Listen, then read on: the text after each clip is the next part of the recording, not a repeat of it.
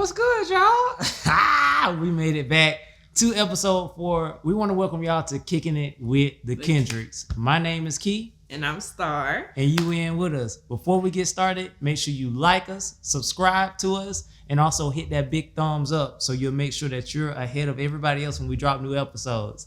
Let's get kicking.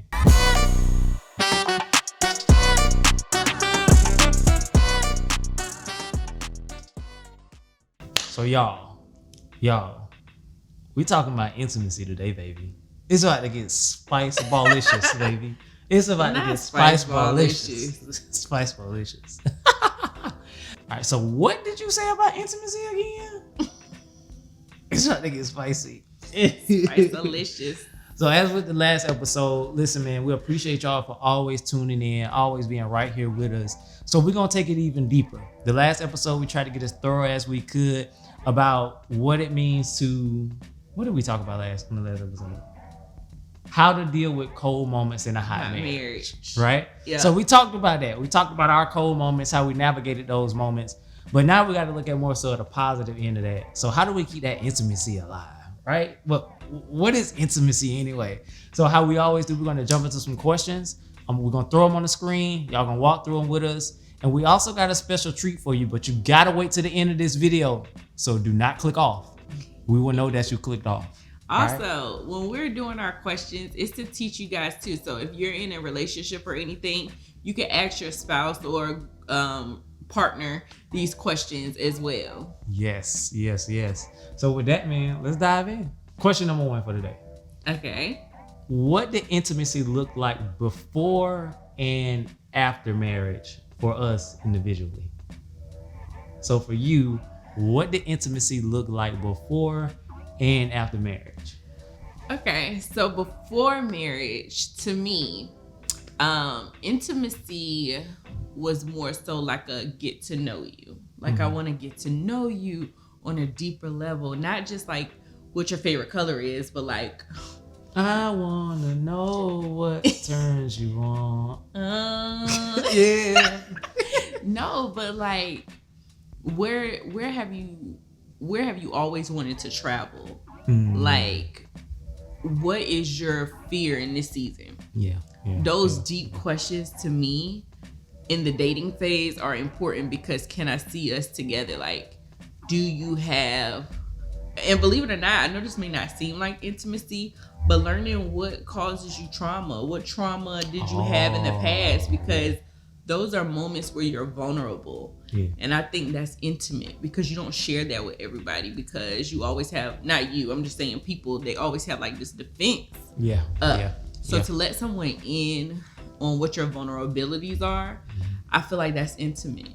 Okay. And I think that when we got married, of course, that in addition to that, intimacy just looks like resting in that person. Okay. So from the world, like, because so much stuff is coming at you. So I think it's intimate just to stop and be with that person. I got you. Like, be present in the moment. Be present where your feet are. Yeah. With that person. And not physically. It ain't got nothing to do with being in the same house. Just breathing in that same air, just looking at you, just real, like. Yeah. I think that's super dope. Like, thinking about being where your feet are with the person means a lot, especially like when you dating too, because it's like when you dating, you trying to flip this coin. It's like, all right, are we like physically together in terms of intimacy, or are we like literally connected to each other outside of that? I think that also that was real good. I think one of Can I add something? Yeah, go too. And something else, right? Like, okay, will your personality and what you've been through trigger my trauma? Like, I think you have to answer those deep questions with each other, because if your experience in life shapes you in who you are, but then whoever you are may trigger something in me for the bad. So we got to figure out if we match up or not. So those intimate moments matter. Oh yeah. When I think about the deep questions, right? Like deep is subjective. Yeah, Deep could be like, oh, what's your credit score? Or deep could be deep. like, deep. I don't even think. I think that's shallow. Like it's that's not let me because see, you in my business. You open don't that do app. that. You open that app. I got your credit score. That don't mean nothing. When you talk about the trauma piece, that's Yeah. way deeper than the Yeah, credit that's score. yeah. Because we can That's fix your true. credit score, but it's some trauma that you can have that I possibly wouldn't even know how to help Yeah. you out with. You know Sure. what I'm saying? So I think that's real good, man. When I look at intimacy pre-marriage and post-marriage, intimacy before marriage for me was based on the excitement that was driven from the relationship. That's true. Like it was really built on how much fun can we have, how much can we learn about each other, how much can we smile in our relationship, and all of that meant intimacy for me because I like the euphoria of being with someone that I really enjoy. Like y'all may not know this, but I like music. I like to dance. I like to be out. I like to go. Yeah. And I was tied to that before I got married. But after I got married, I understood that a lot of that was on the shallow end, even though I still like outgoing outgoing characteristics about Star. It's like it's not the de facto thing and why I love her or why I feel as though we're intimate. Intimacy for me now is deeply rooted within how taken care of do I feel with her. Okay. And it's like, no, it's not the money type taken care of. Like, I don't need you to pay my bills. Like, if I need a couple dollars, sugar mama, give me some money. She'll give me a couple dollars, if I'm down on my luck. But no, like, just knowing that if I'm, like the other day, I had a tough day at work, being able to call my best friend, being able to call the love of my life and say, hey, I don't know how to navigate this, and I want a thorough, clear explanation of how I can do this better or approach this situation differently.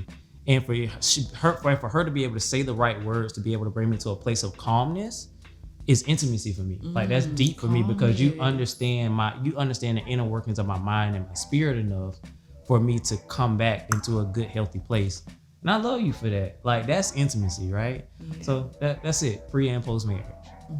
I remember there was a point where if our relationship when we were dating wasn't exciting, he wanted to leave. Like he felt like a relationship shouldn't be hard. Like we should not argue. We shouldn't do any of that. But truly, to me, intimacy looked like getting to the root of why you do what you do. And so I challenged him when we were dating to like go to the root of issues or why certain actions were happening, not just like dipping. Out of there, baby. So next up is, how have you hindered yourself from unlocking the increased intimacy potential in one another? Like how have we hindered ourselves from unlocking the increased intimacy potential in each other? I'll let you answer that one. Yeah. How did I hinder myself from unlocking your increased intimacy potential? It comes down to me refusing to understand what intimacy looked like for her, and also a huge piece of intimacy being connected to the physical intimacy piece too. Like when we got married, we understood that one of my love languages was physical touch. So with that being the case, like if she didn't fulfill that physical touch element, the intimacy felt thin to me. And that wasn't necessarily fact. Like I had to understand that my love languages had to fit in certain pockets of hers in order to work in harmony. And I couldn't just bully her into fulfilling my love language. And I think that's an aspect of love languages most people don't consider. It's like, no, this is my love language. I need you to cater to that love language or else I'm not gonna give you X, Y, Z. And that's not really fair because you don't know the nuances of the other person's love languages for y'all to really have that harmonious love that you need, that harmonious intimacy. That's a good term. Yeah. Harmonious intimacy. Yeah. And a lot of that is born from you all clearly saying like, all right, I'm willing to reevaluate my expectations of my love language to make sure we both feel fulfilled in both of our love languages. So I think I hindered your potential to be intimate by focusing so much on what I wanted via my love language. I have been through so much, right? From a perspective of me, right? So to me, I hinder myself because I wanted to come into it like a no is a no. Like, and I mean that. You know what I mean? Yeah. Versus you're my husband. Yeah. So you would never take advantage of me. You are my safe space. You, anything intimate wise, like, you have the key to unlock all those doors. And it doesn't mean that I don't have control. It doesn't mean that I'm relinquishing my control to you. It doesn't mean that I'm not still filled with power. It's that we're one now. So being, what do I want to say? I guess just unlocking all of the doors and being vulnerable with you is an awesome thing, not like a thing to shy away from. That you would take advantage of like that. So I think I hindered myself, especially in the beginning. Like, this is, this is my temper. No, I don't want to do that. And I don't care. And people would be like, girl, you better do it or somebody else will. Okay, let them do it. That's not for me then, but that's whack. Like, that ain't even the right type of ain't attitude. it. Either way, like, Yeah. I shouldn't be thinking about somebody else doing something I wouldn't do, but I shouldn't be thinking about having such a strong no to have power. Oh yeah. That makes sense. No, it makes a ton of sense because like it definitely tied me up a bit in understanding the why behind your definite no's, right? Like I understood your past and what you had been through. So I was trying to be cautious enough in letting you work through it. Yeah. But it was difficult. Yeah. To be, I'm your person. And it's like, I get the hardest, flattest, dullest no you can make up. Like, I'm not doing that tonight. No. And go straight to sleep. Like, you don't love me? Too. You shout out. No, yeah. That's good, man. That's good. Question number 3. What are some small actions we picked up to build personalized intimacy, engagement for one another? I think for me, like, even when we came into marriage, like, we were big on the love languages book. Like, we read that together before we got married. So understanding that physical touch was your love language, but it didn't always equate to sex. And I think that was something that I learned from you. Like, just going through the kitchen or whatever and just, rubbing my hand on your back or whatever. Or, just rubbing your hair while you drive, like little things like that. I noticed that you liked. Oh yeah. And so in my mind, when I think about physical touch, I'm just thinking about and just shut it down. But do that pull thing. out the tricks, okay? But it don't always have to be that. So that's something that I learned as far as when we got married. Yeah, that's good. And that is that small nuance thing that made it so much more exciting, man. It made it so thorough. And I think for me, when I look at the small things for you, I remember my sentiments to her when she had I won't say a validated no, because it's really not up to me to say if she can say no or not say no. But when I understood those moments when she just thoroughly wanted to say no and she had her reasons, I had to be comfortable enough to accept that no and not be selfish about being like, all right, she don't never want to get intimate. Like I couldn't think about it like that because I used to get a whole flat attitude about it. Like I would say our first year of marriage, I didn't have like a let's go at it every day type attitude, but I didn't expect that many no's though. What you mean? Yes, you did. Every other day. Every day. Exactly. All right, baby, listen. But no, I was really toxic to myself and to her when I would light up like that when you said no. And then once I kind of switched it, I think when you got towards the end of her pregnancy with Camden, I started to reevaluate because I think I hurt your feelings real bad one night. And I remember going to bed like, you got this girl this upset and she's pregnant with your kid and you focusing on what you need within 5 minutes. And I was like, bro, like it ain't worth that. Like I couldn't do that no more. And from that point forward, even if it's not easy, even if it's consecutive amount of days that you say no, I still process it different. It's like, all right, maybe she's tired, maybe she's going through something mentally, maybe she just needs space. Whatever it may be, I want to dig deeper into the know now. And I think too, with that, I think that you had unrealistic expectations of how often like a woman should have sex just based on your past experiences and like things that aren't real. Yeah. Right? Yeah.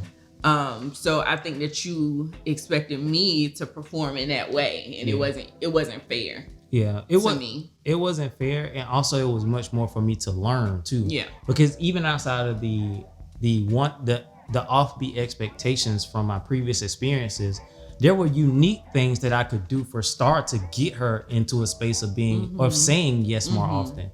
Like as we continue to get deeper in our marriage, I understood that if I have the clothes folded, if I vacuum her car randomly, even if I put the kids' toys up one day, like actually put some new toys together, like she likes different things around the house that I know that sparks her. Floodgates.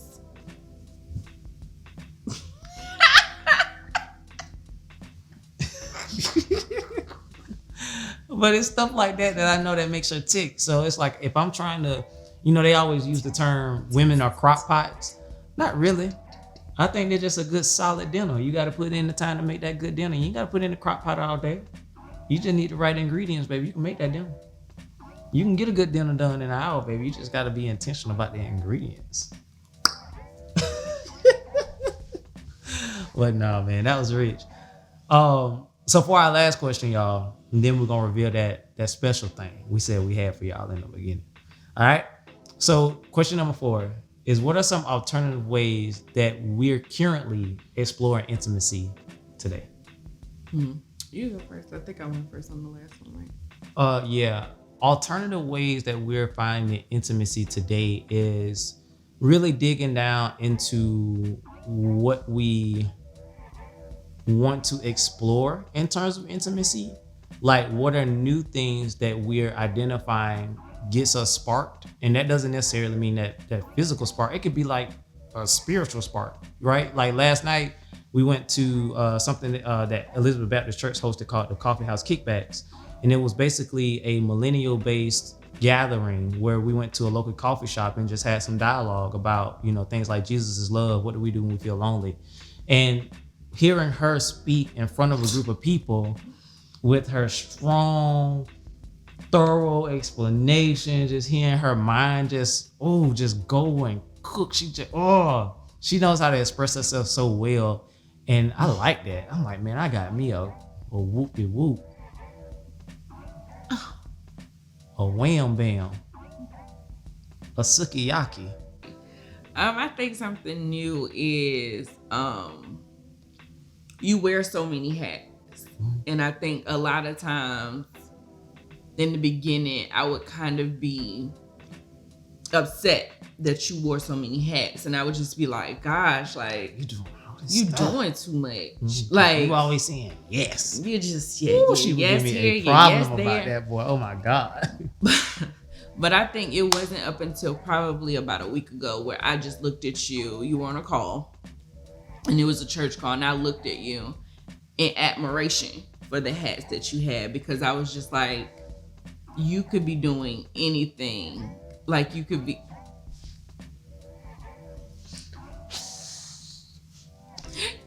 doing anything. You could be out here in the streets. You could be doing nothing. You could be expecting so much from me and not doing your part. And I was taken aback because in that moment I was like, gosh, Lord, like you truly fulfilled your promise to me. And like And it was admirable, because why would I not want a man who's kind? Why would I not want a man who works? That's big. Man. Up at night helping others. Like, why would I not? Because then it turned to self and then selfish. And I was like, ooh. All right, little Holy Spirit. Okay, cool. Do I think you can take some stuff off your plate? Sure. Yeah, but just admiring you in those moments where I see you wearing so many hats is new for me. That's sweet. I appreciate that. I appreciate that. So with that, y'all, that is episode 4. That's right. Yeah, 4. 4. That's episode 4. But we got more. Silly. So before I tell you what the more is, I need you to stop. I need you to subscribe. I need you to click that bell. I need you to also comment on your feedback on these same questions as well. Because guess what? We got some even spicier commentary that focuses on these same topics, right? We talking about the hot stuff. Like, hey, what we been buying? What we been using? Oh, she like this now. Bye. But no, seriously, subscribe, click the bell, and comment. We have a episode that's also connected to this called Behind the Veil. So for all my married couples, we will be talking about, I would say physical in this episode, but I'll say the real word in the other episode. We'll talk about physical topics and some things that we've used to improve our sex life within our marriage. So we didn't want to blend it with this one because we understand our audience is pretty vast. So we want to be mindful of that. In order to get access to that video, you will have to like, subscribe, and comment, okay? We'll get you that link. We hope y'all enjoy it. And again, thank you for kicking it with the Kendricks. See y'all next time.